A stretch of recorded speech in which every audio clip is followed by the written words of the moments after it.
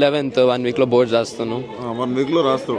ఈ టెన్షన్స్ అన్ని చదువుకోవాలన్నా నీకు మా ఇల్లు ఉంటుందో ఉండదో అనే టెన్షన్స్ ఉన్నాయా?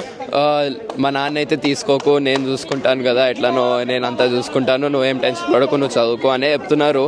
కానీ కొంచెం ఎక్కడో అవును ఉంటుంది, డెఫినెట్గా ఉంటుంది. సో అది వెనకాల అలా తొలుస్తూ ఉంది. అంత సీరియస్గా చదవలేకపోతున్నాను, కానీ ఏదో నాన్న అయితే చదువు మీద దృష్టి పెట్టు, నేను చూసుకుంటాను, ఇదంతా ఇది అది అంటున్నారు. అంటే మీ నాన్న కష్టం కావచ్చు, ఇవన్నీ చూస్తూ నువ్వు ఇల్లు కూడా అమ్ముకొని వచ్చి. అవునవును, అదే అదే. మా అమ్మ గోల్డ్ కూడా పెట్టేసింది. అది ఇక ఇవన్నీ చూస్తే ఏమనిపిస్తుంది? బాధ అనిపిస్తుంది చాలా. ఏం చెప్తారు రేవంత్ రెడ్డి సీఎం గారికి? ఏం చెప్తారు సీఎం గారికి? ఏం చెప్తామండి, ఇది ఎంత చేయకుండా ఉంటేనే బెటర్. ఇన్ని మంది, నేను ఒకటే కాదు, చాలా మంది ఉన్నారు ఇది ఇలా జరుగుతున్నది. ఇది అన్యాయం అండి, నిజం చెప్తున్నది.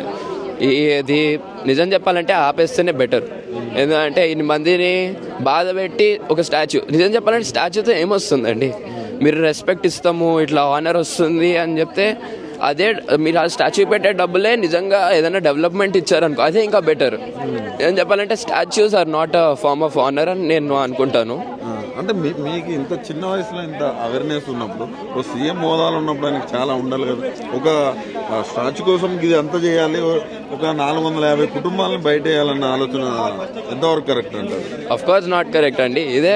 ఇదే స్టాచ్యూకి ఉన్న డబ్బులు వేరే మూసిని ఇంకా క్లీన్ చేయడం అని చెప్పేసి దాంట్లో పెట్టేస్తారనుకో, మా అందరికి బాధ పెట్టకుండా మా అందరినీ కొంచెం సంతోష పెట్టారనుకో, that is I think is a very good job as a CM కదా. అందరినీ ప్రజల్ని కూడా సంతోష పెట్టినట్టు అవుతుంది. నెక్స్ట్ టైం కూడా మళ్ళీ ఆడే వస్తాడు, మేము మా ఓటు కూడా వెళ్తుంది అప్పుడు. ఇప్పుడైతే అలా కాదు కదా.